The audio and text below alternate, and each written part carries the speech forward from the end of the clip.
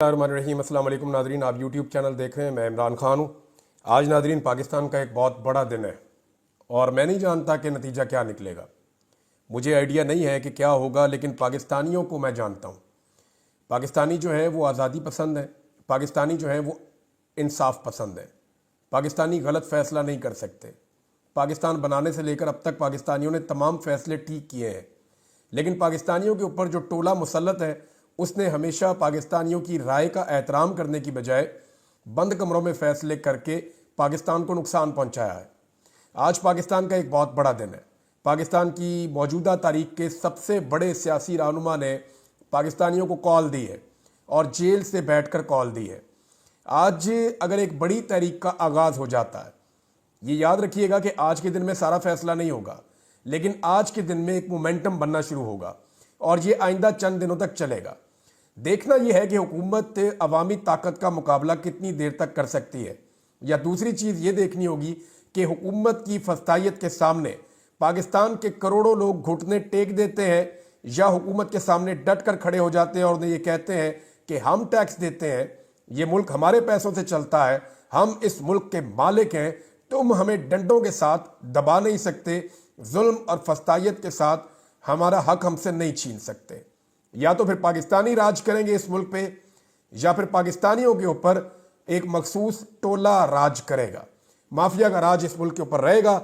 जो mafia political parties हैं, जो चंद खानदानों की हुकूमत है, वही आपके बच्चों के ऊपर भी रूल करेंगे।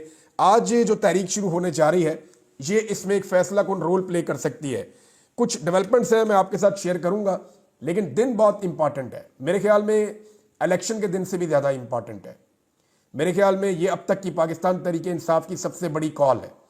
इमरान खान साहब के लिए ये इसलिए फैसला कुन है कि उनकी पूरी ज़िंदगी की सियासत का दारो मदार आज के दिन के ऊपर है। यानी इमरान खान साहब ने लगभग 96 से लेकर अब तक कोई 28 साल सियासत की है। उनकी पूरी सियासत का निचोड़ आज का दिन है। आज पता चलेगा कि उन्होंने पाकिस्तानियों को अपने तई कितना शऊर दिया और पाकिस्तानियों को अपने नज़रिए के साथ वो खड़ा कर पाए हैं या नहीं, और क्या पाकिस्तानी इमरान खान साहब के लिए जो वो कुर्बानी दे रहे हैं उनके साथ खड़े होने के लिए तैयार है। देखें, हुकूमत तो बहुत डरी हुई है, सहमी हुई है। हुकूमत के इकदाम भी यही बता रहे हैं। हमने ना कभी अपनी ज़िंदगी में इतने बड़े पैमाने के ऊपर कंटेनर की दीवारें देखी, ना कभी सुनी जिस तरह की दीवारें इन्होंने खड़ी कर दी हैं। हालांकि ये तिनकों की तरह बह जाएंगे। जब आवाम निकलती है ना, तो कंटेनरों की औकात कोई नहीं होती। जब आवाम निकलती है तो खंदके वंदके कुछ नहीं रोकती। जब आवाम निकलती है तो ये 10-20 हज़ार, 50 हज़ार, 1 लाख, 1.5 लाख सिक्योरिटी वाले कुछ भी नहीं कर सकते। ये कुछ भी नहीं कर सकेंगे, ये बेबस हो जाएंगे। ये आवाम को ना सिर्फ रास्ता देंगे, बल्कि आवाम को दूसरा रास्ता बताएंगे भी कि वो आसान रास्ता उधर से चले जाओ, या आए हम आपको गुजार देते हैं, माँ जी आओ मैं ताड़ा हाथ भर के लंघा देना। माँ ये इस तरह करेंगे सिक्योरिटी वाले अगर आवाम निकल आई। लेकिन अगर इक्का दुक्का लोग निकले, तनहा तनहा लोग बाहर आए, तो मेरी बात आप याद रखिएगा, फिर उनको सामना करना पड़ेगा मुश्किलात का। और अगर लोग इकट्ठे निकले और उन्होंने बताया कि वो पाकिस्तान के लिए निकल रहे हैं, एक साथ निकल रहे हैं, आने वाली नस्लों के लिए निकल रहे हैं, जबर और फस्तायत के खिलाफ निकल रहे हैं, तो फिर इस हुकूमत के लिए मुश्किल हो जाएगा। और ये जो एहतजाज है ये कोई एक दिन का है भी नहीं। याद रखिएगा, ये फेजेस में चलेगा और ये एहतजाज लंबा चलेगा। ऐसा नहीं है कि पाकिस्तान तहरीक इंसाफ के वर्कर एकदम निकलेंगे और निकल के सारे पहुंच जाएंगे, नहीं। इमरान खान साहब ने बलूचिस्तान के लोगों को मना किया था, उन्हें इस्तिस्ना दिया था कि आप बलूचिस्तान में रुकें, लेकिन बलूचिस्तान से अब तक 4 काफिले पहुंच गए हैं। दोपहर के वक्त, कल दोपहर को एक बड़ा काफिला कल दिन के वक्त पहुंचा था सलार खान का, और ये एक बड़ा काफिला था, बल्कि इसके साथ एक वीडियो भी आई है, मैं देखकर हैरान हो रहा था। रास्ते में पुलिस वाले ने, कुछ पुलिस वाले थे, सिक्योरिटी फोर्सेज के लोग थे, उन्होंने पाकिस्तान तहरीक इंसाफ के बंदे अगवा कर लिए, उठा लिए काफिले में से। तो पाकिस्तान तहरीक इंसाफ के लोगों ने एसएचओ को बैठा लिया पकड़ के, और फिर बाद में सौदेबाजी हुई, एसएचओ वापस कर रहे हैं और अपने बंदे वापस ले रहे हैं। ये मैंने मनाजर देखे। यानी बलूचिस्तान के जो वहाँ से लोग आ रहे हैं उन्होंने बड़ी मुज़ाहमत की है, जगह जगह पे उनको रोकने की कोशिश की गई, लेकिन अपना पूरा जोर लगा के भी बलूचिस्तान से एक ही रास्ता आता है। ये जोब वाले रास्ते से आए हैं सब लोग, कोयटा से निकले, वो एक ही रोड है, बाकी रास्ता कोई नहीं है। दोनों तरफ बुलंद पहाड़ है या नीचे बाज़ जगह पे दरिया है, पानी है, ऐसे है। तो वो डीआई खान तक पहुंचना कोई आसान नहीं था, लेकिन बलूचिस्तान से निकलकर ये लोग डीआई खान तक पहुंचे हैं और रास्ते में बेशुमार रुकावटें इन्होंने ना सिर्फ अबूर की हैं बल्कि मुकाबला करते हुए पहुंचे हैं।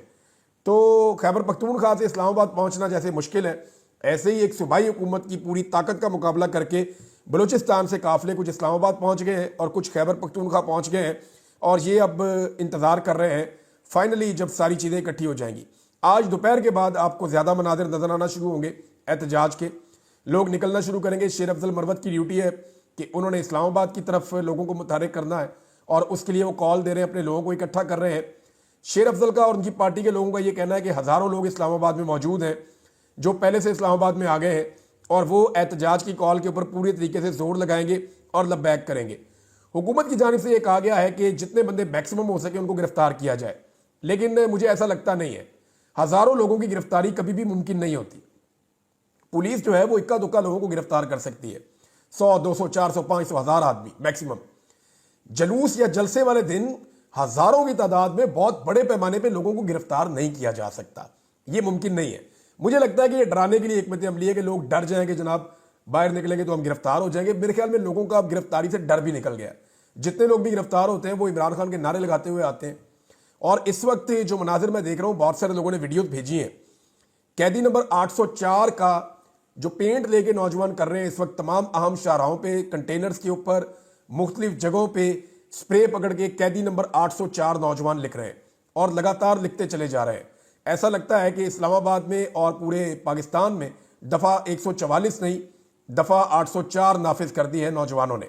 बहरहाल ये सिचुएशन आगे बढ़ती चली जाएगी। हुकूमत ने कुछ चीज़ें की हैं और कुछ चीज़ें जो हैं वो पाकिस्तान तहरीक इंसाफ ने की हैं।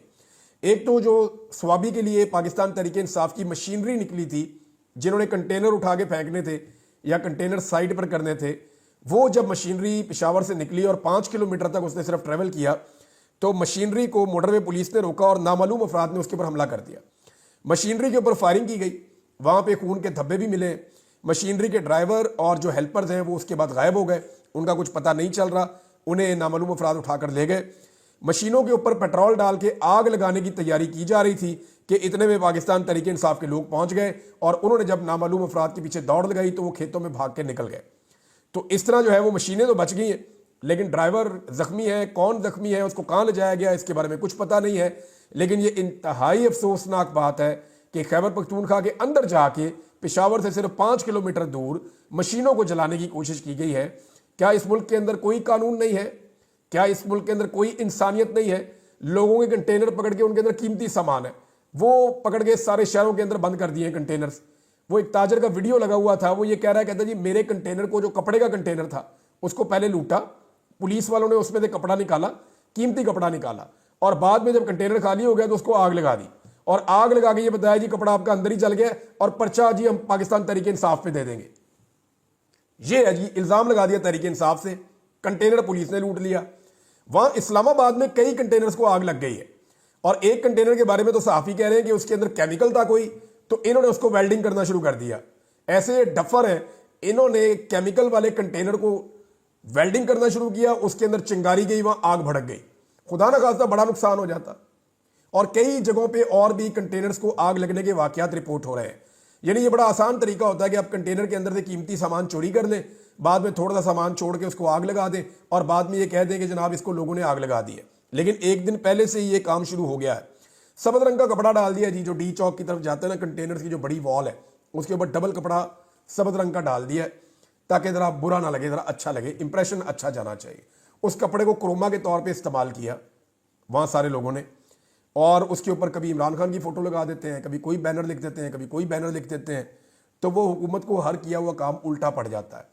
अब सूरत हाल ये है कि जो मेरी इंफॉर्मेशन है, कल इस कपड़े को आग लगा दी जाएगी और ये मुद्दा भी पाकिस्तान तहरीक इंसाफ पर डाला जाएगा और ये ऐसे विजुअल्स बनाए जाएंगे कि देखें जी ये सामने पार्लियामेंट हाउस है, ये देखें जी पाकिस्तान तहरीक इंसाफ ने डी चौक में आग लगा दी। मैं पहले आपको बता रहा हूं कि मेरे पास ये इंफॉर्मेशन है कि इंतजामिया खुद इस कपड़े को आग लगाएगी और इसके मनाजर को पाकिस्तान तहरीक इंसाफ के खिलाफ इस्तेमाल करेगी। ये आप मेरा, ये जो मैं बात कर रहा हूं ना, ये क्लिप आप संभाल के रखें, आप ये होता हुआ देखेंगे। होटल से गैर मुल्कियों को निकाल दिया। जो इस्लामाबाद में रेस्ट हाउस है, जो होटल्स हैं, उनके अंदर जो गैर मुल्की ठहरे हुए थे, जो मेहमान है पाकिस्तान के, उनको निकाल के बाहर खड़ा कर दिया पुलिस ने। अब वो जाएंगे, जाके अपने अपने मुल्कों में बताएंगे कि जनाब पाकिस्तान के अंदर ये सलूक होता है। पहले ही लोग पाकिस्तान में नहीं आ रहे, उसके बाद लोगों के साथ जनाब इस किस्म का सलूक किया जा रहा है।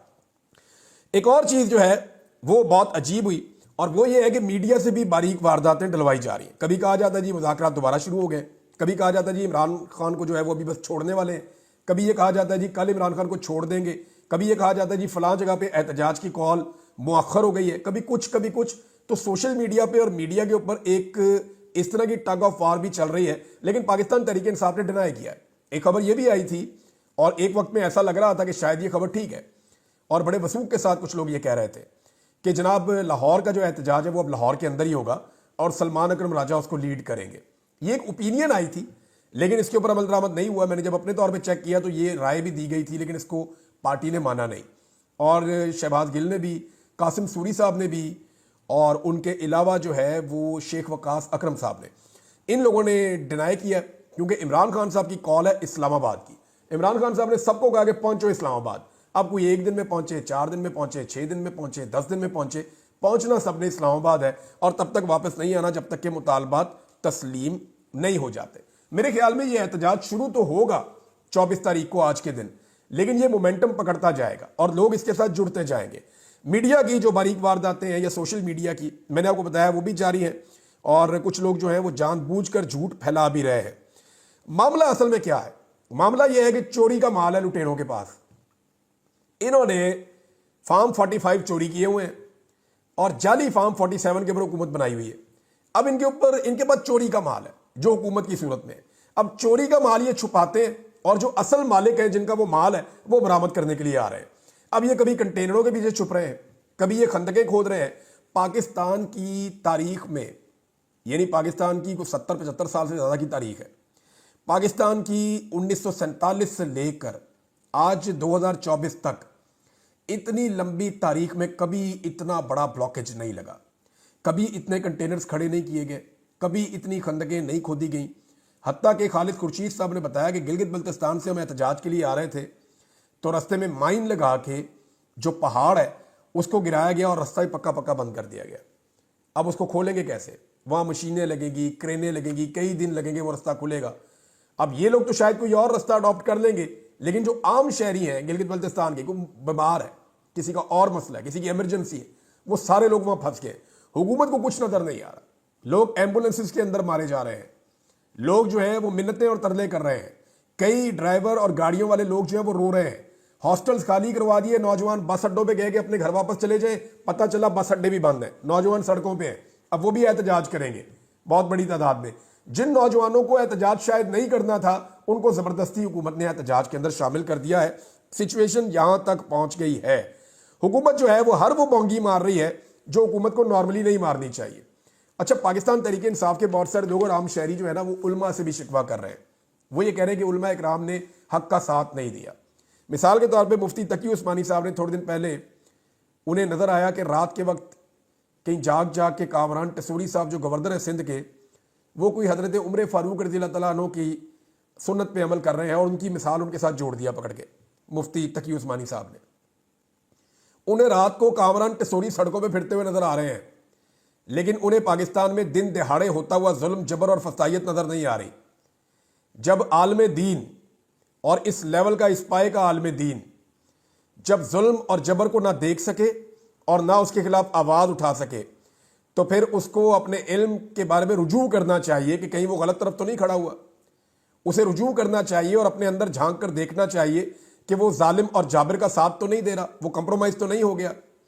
यानी हुक्मरानों के दरवाजों पे अगर उलमा पहुंच जाएं तो फिर आप उनकी क्रेडिबिलिटी के ऊपर तो शक करेंगे ना। तो पाकिस्तानी जो है वो अब किसी को भी माफी नहीं दे रहे, हर तरह की बात कर रहे हैं और हर चीज सामने लेकर आ रहे हैं। उधर ओवरसीज पाकिस्तानियों ने जो है वो बड़ी तबाही फेर दी है। लेकिन पहले पाकिस्तान तहरीक इंसाफ के हवाले से खबर है और बहुत सारी खबरें हैं।